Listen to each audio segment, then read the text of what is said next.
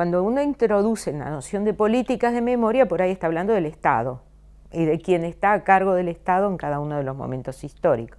Hay que también preguntarse, el Estado nunca es monolítico, quiere decir que puede haber conflictos, puede haber en un Estado local puede tener divergencias con el Estado nacional, o sea, pero siempre la noción de memoria va anclada en la noción de sujetos, de actores que llevan adelante esos sentidos, que le dan ese sentido al pasado.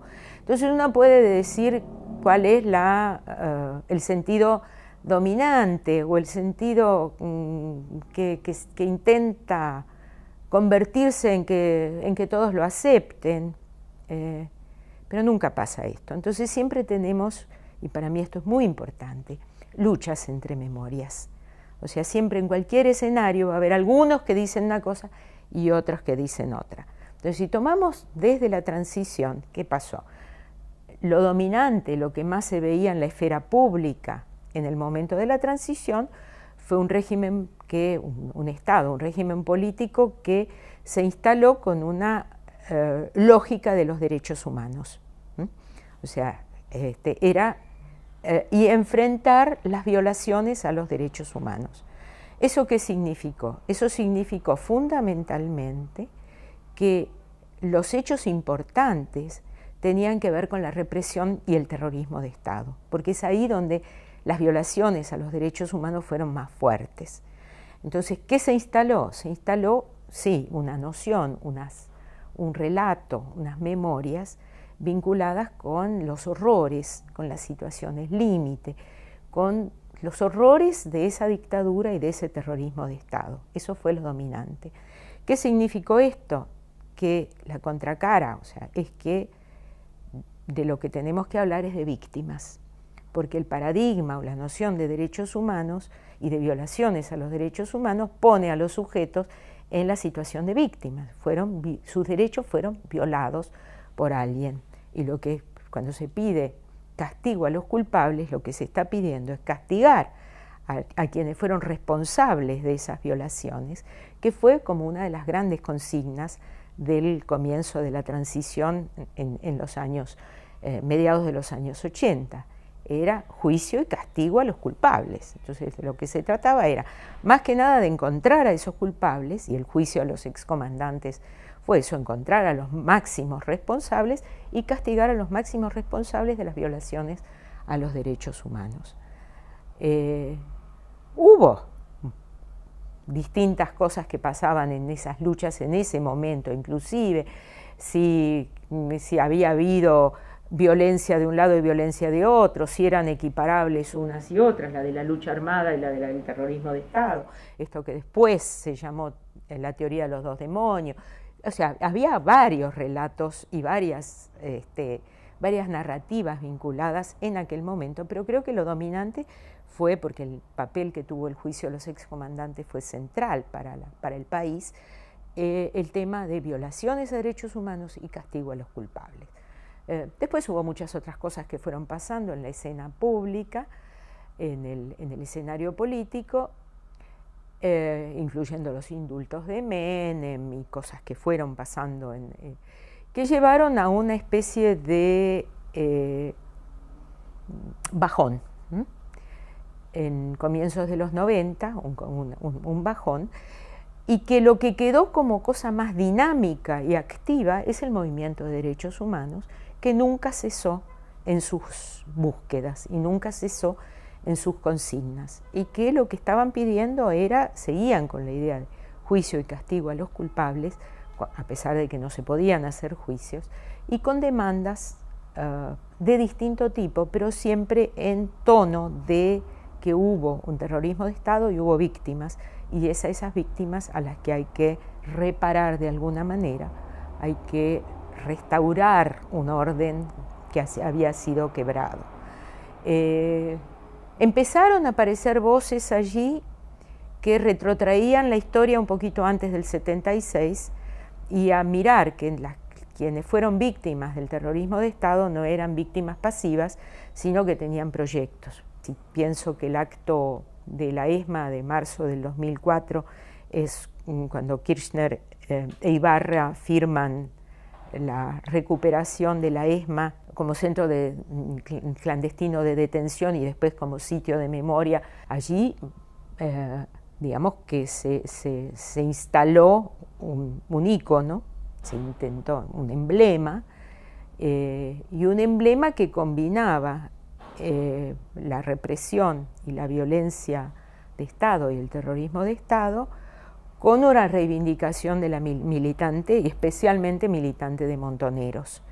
O sea, todos los que hablaron se identificaron de alguna manera con esa generación setentista, inclusive el discurso del presidente Kirchner, que tuvo mucho que ver con una noción de que yo soy compañero de aquellos, y la manera como él se dirigió a la sociedad, instaló otra matriz. Si comparamos el 84 con el 2004, son como dos matrices de sentidos del pasado bastante diferentes. Y bueno, pero siempre están como en tensión y en lucha, y por eso yo insisto en la necesidad de historizar las memorias. Lo que ha habido en los últimos años son políticas activas por parte del Estado Nacional y de los estados provinciales y de muchas municipalidades de llevar adelante políticas específicas de memoria. Porque cuando hablamos de políticas de memoria hay una referencia más a las políticas simbólicas, o sea, llevar adelante marcación territorial de todos los lugares donde hubo centros clandestinos, hacer listados, mapas, marcas territoriales, monumentos, cambiar nombres de calles, dar nombres a las escuelas, museos, todo este aparato simbólico tiene dos sentidos. Uno es hacia el futuro, el otro es hacia quienes lo vienen, hacia los emprendedores y las emprendedoras que lo quieren. Generalmente son detenidos en un lugar, sea La Perla en Córdoba, la Escuelita o lo que fuera, exdetenidos o familiares de quienes estuvieron detenidos allí, los que llevan adelante la demanda por marcar el lugar. Entonces hay una demanda real, inmediata por parte de gente que el Estado está respondiendo de distintas maneras. Pero al mismo tiempo hay una idea de que al hacerlo también se está dejando materiales para el futuro. Ahora, nadie sabe qué va a pasar en el futuro. O sea, pensemos que todas las calles de la ciudad tienen nombres de alguien y que vivimos en calles y nunca ni nos preguntamos quién fue este señor. Entonces, qué sé yo, hay una escuela que se llama Claudia Falcón, ¿no? Que fue una de las víctimas de la Noche de los Lápices, y es un homenaje importante.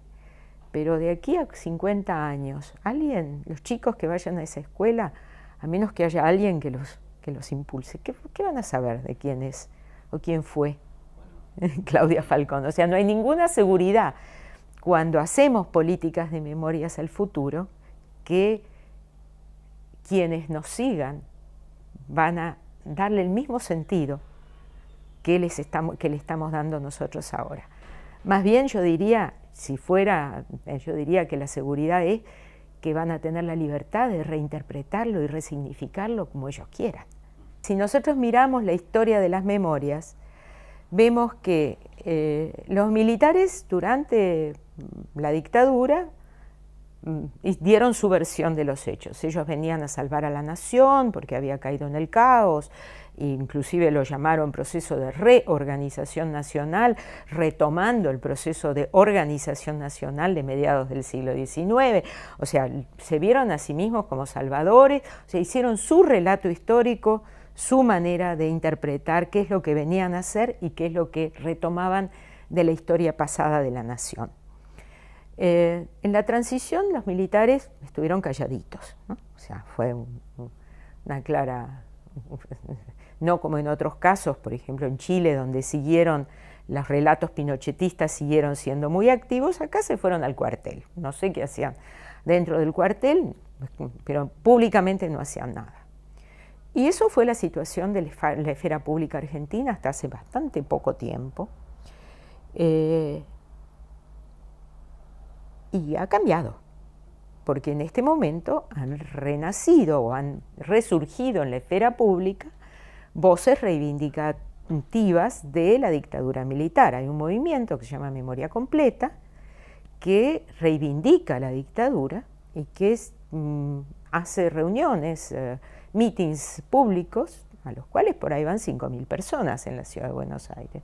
O sea, no son los primeros, qué sé yo, 20, 15 que fueron una vez, un 24 de marzo, cuando Videla estaba preso domiciliario ahí en la calle Cabildo de Buenos Aires, que fueron y dijeron viva Videla, gritaron unas cositas en la puerta y se fueron. Ahí eran 10, 12, salió en los medios, pero no fue una cosa visible. En este momento es muy visible. Entonces, el tema es que esta es la historicidad de las memorias, reaparecen. Ahora, ¿qué se hace en un aula? Esa es la pregunta más específica. ¿Qué se hace en un aula? En primer lugar hay que ver qué es lo que los docentes quieren, y puede haber docentes que también tengan visiones que no sean necesariamente las visiones más democráticas y más, digamos, más cuestionadoras de la dictadura militar. ¿Puede haber? ¿Qué van a hacer esos docentes cuando el relato oficial que tienen que transmitir es otro? No sé cómo van a manejarlo, yo no soy docente, pero que también le puede pasar.